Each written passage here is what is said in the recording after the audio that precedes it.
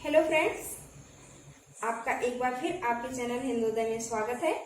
और जैसा कि आप जानते हैं कि हम लोगों को अभी संधि पढ़ना है और संधि में हम लोगों ने एक भेद पढ़ लिया था स्वर। और आज हम लोग पढ़ेंगे व्यंजन। लेकिन उससे पहले, स्टार्ट करने से पहले आप हमारी वीडियो को लाइक, शेयर और सब्सक्राइब जरूर कर दीजिएगा। और आज हम लोग जो विषय पढ़ेंगे वो है व्यंजन। तो फ्रेंड्स, आपको बताएं कि जो संधि है, चाहे वो कोई संधि हो, विसर्ग संधि हो, व्यंजन संधि हो या फिर आपका स्वर संधि हो, संधि आपका एक महत्वपूर्ण टॉपिक है जो कि आप उसको बेसिक से, मतलब आप क्लास 5th से ही उसको आप पढ़ते आते हैं। और जब तक आप हिंदी सब्जेक्ट से संबंधित होते हैं, उससे आपका रिलेशन होता है। यानी कि जब तक आप किसी कंपटीशन लेवल के एग्जाम देते हैं, यदि उसमें हिंदी सब्जेक्ट आता है तो यह बहुत ही महत्वपूर्ण एक टॉपिक है कि जिससे 1-2 नंबर अवश्य आते हैं। तो आज हम लोग पढ़ेंगे व्यंजन संधि और स्वर संधि हम लोगों ने कंप्लीट कर लिया है। व्यंजन संधि के बारे में हम लोग जानेंगे किसे कहते हैं और ये कितने प्रकार के होते हैं। बट इसमें प्रकार नहीं, इसमें नियम बनाए गए हैं। व्यंजन संधि में क्या बनाए गए हैं? नियम बनाए गए हैं। ठीक है, तो पहले हम लोग जान लें कि व्यंजन संधि कहते किसे हैं। किसी व्यंजन के पश्चात जब कोई व्यंजन अथवा स्वर आए तो व्यंजन प्लस व्यंजन, यानी व्यंजन और व्यंजन अथवा व्यंजन और स्वर के मेल से जो विकार उत्पन्न होता है उसे व्यंजन संधि कहते हैं। ठीक है फ्रेंड्स, तो व्यंजन संधि किसे कहते हैं?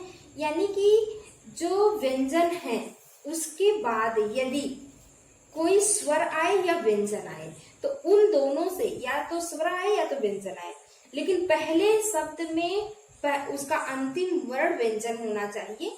उसके बाद चाहे स्वर आए चाहे व्यंजन आए, इन दोनों के विकार से जो, मतलब इन दोनों के मेल से जो विकार उत्पन्न होता है उसे ही व्यंजन संधि कहते हैं।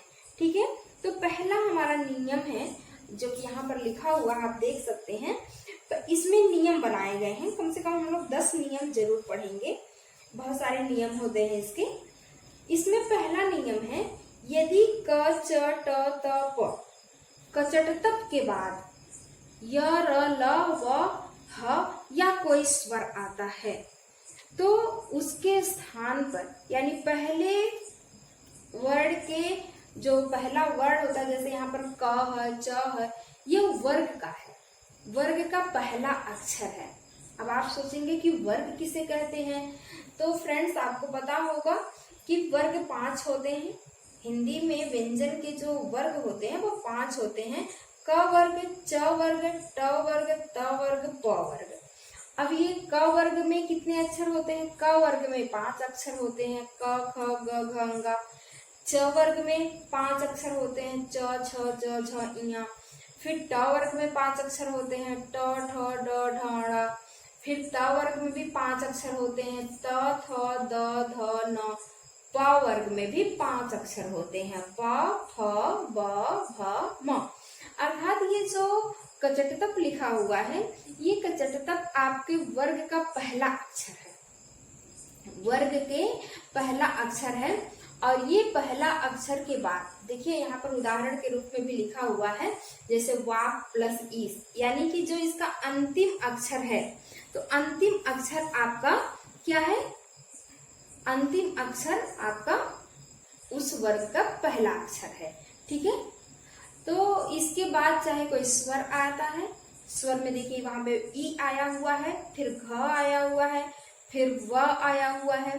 यानी कि यदि उसके बाद आपका य र ल व या ह या फिर कोई स्वर आए तो वह अपने वर्ग के तीसरे अक्षर में बदल जाता है। यानी क का तीसरा वर्ग क्या होगा? ग, तो वह ग में बदल जाएगा। फिर च का तीसरा अक्षर क्या होगा? च छ ज, फिर वो ज में बदल जाएगा। उसके बाद है फिर आपका ट वर्ग का तीसरा अक्षर क्या है? ड है, तो वह अपने ड में बदल जाएगा। उसके बाद फिर आपका आता है त वर्ग का तीसरा अक्षर क्या है? द है, तो वह द में बदल जाएगा।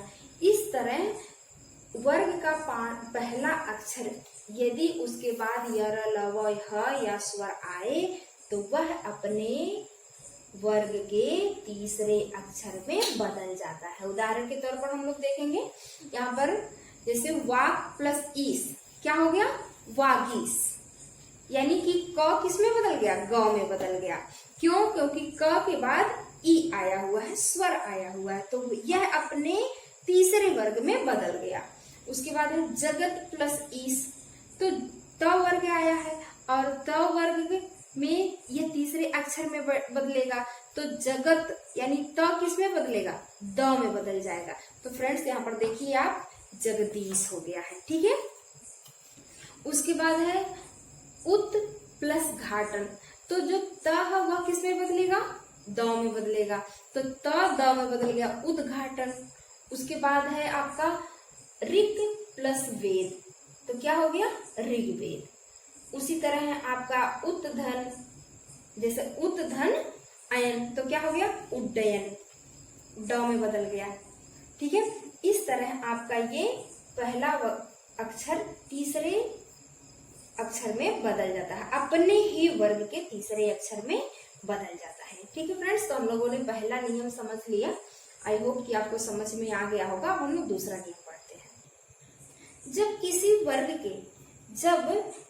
वर्ग के प्रथम वर्ण का मेल किसी अनुनासिक वर्ण से होता है, यानी कि जब किसी वर्ग का पहला अक्षर, जैसे आप देख रहे हैं क च ट त प, इसका मेल यदि अनुनासिक वर्ण मतलब क्या होता है, पंचमा अक्षर, यानी पांचवा अक्षर, अपने वर्ग का पांचवा अक्षर, जैसे क का पांचवा अक्षर ङ है, च का पांचवा अक्षर इया है, ट का पांचवा अक्षर अड़ा है, त का पांचवा अक्षर न है और प का पांचवा अक्षर म है। तो यदि उसके बाद कोई पंचमाक्षर आता है तो ये जो आपका मतलब पहला है, वर्ग का पहला अक्षर किस में बदल जाता है, पंचमाक्षर में बदल जाता है। जैसे वाक प्लस मैं, तो आप देखेंगे कि वाक क क्या है, क वर्ग का पांचवा अक्षर क्या है, ङ है, तो वह अपने अंगा में बदल गया है, वांगमय हो गया है। क्या हो गया है, वांगमय। उसके बाद है दूसरा है आपका उत प्लस नति, तो त क्या है, त वर्ग का तीसरा अक्षर क्या है, त वर्ग का पांचवा अक्षर न है, तो वह न में बदल गया है, उत प्लस नति, उन्नति। उसी तरह आपका है चित्त प्लस मय, चिन्मय, तो इसी तरह यह अपने पांचवें अक्षर में बदल जाता है। जैसे है उत प्लस नयन, उन्नयन। ठीक है, तो फ्रेंड्स जैसे जगत प्लस नाथ क्या हो गया, जगन्नाथ। तो वह आप जो पहला अक्षर है वह अपने ही वर्ग के पांचवें अक्षर में बदल जाता है। यह आपका था व्यंजन संधि का दूसरा नियम। अब हम लोग चलते हैं व्यंजन संधि के तीसरे नियम की तरफ। तीसरा नियम में है कि यदि त के बाद च आए, यदि त के बाद च आए, यानी कि त का मेल यदि च से होता है तो वह च में बदल जाता है। जैसे है उत प्लस चारण, क्या हो जाएगा, उच्चारण, यानी त च में बदल गया। जैसे यहाँ पर हलंत लगा हुआ है, यानी कि वह त आधा है तो आधा च में बदल गया। ठीक है, सेकंड जैसे कि सत प्लस चरित्र, तो क्या हो जाएगा, सच्चरित्र, यानी जो त है वह च में बदल जाएगा। यह आपका तीसरा नियम है और तीसरे नियम की तरह है आपका चौथा नियम भी है, इसलिए हमने इसको दोनों एक साथ ही लिख दिया है। ये जो त था वह च में बदल गया। अब आपका जो त है वह ल में कैसे बदल जा रहा है, यह चौथा नियम बताता है। चौथे नियम में है कि यदि त के बाद ल आता है तो त ल में बदल जाता है। त किस में बदल जाता है, ल में बदल जाता है। यदि जैसे है कि उत प्लस लास, तो क्या हो गया, उल्लास। उत प्लस लेख, तो क्या हो गया, उल्लेख। ठीक है फ्रेंड्स, तो इस तरह आपका यह चौथा और तीसरा नियम एक समान ही है। यदि त के बाद च आता है तो त च में बदल जाता है, यदि त के बाद ल आता है तो त ल में बदल जाता है। ठीक है, अब हम लोग पढ़ते हैं पांचवा और छठवां नियम। ठीक है, पांचवा नियम है यदि त के बाद ज आए, यदि त के बाद ज आए तो त ज में बदल जाता है।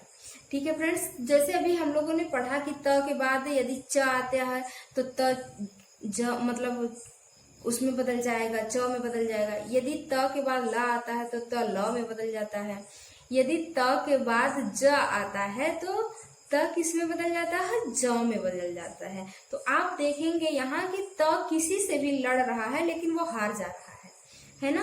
कि अगर त के साथ कोई मेल कर रहा है, जैसे वो ज मेल कर रहा है या च मेल कर रहा है, ल मेल कर रहा है, तो त क्या हो रहा है, हार जा रहा है और वह जीत जा रहा है जिसके साथ उसका मेल हो रहा है।